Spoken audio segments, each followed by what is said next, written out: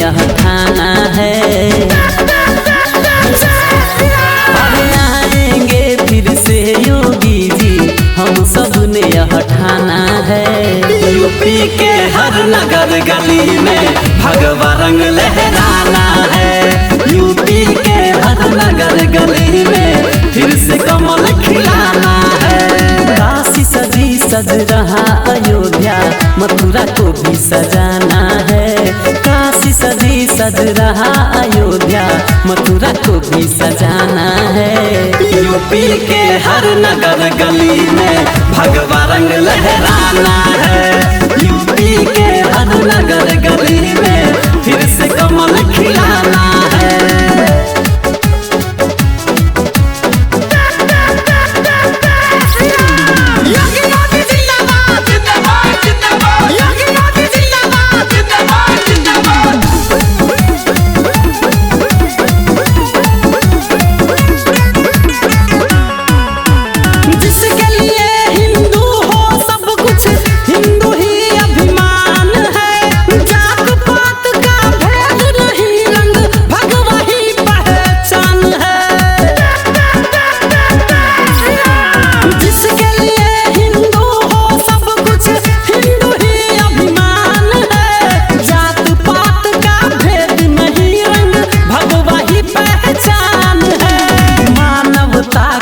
धर्म यही खुलकर सबको बतलाना है।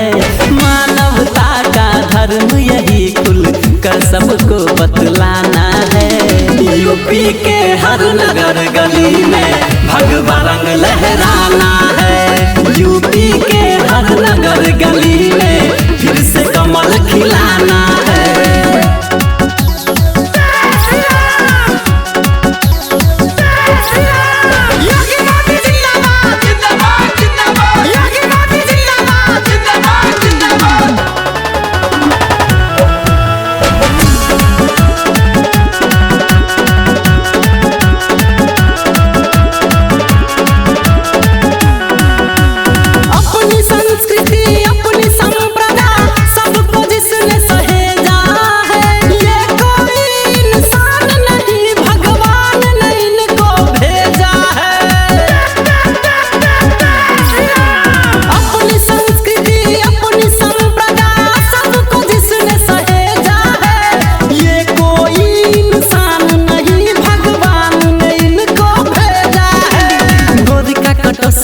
राम सेवक का गीत ये सबको सुनाना है।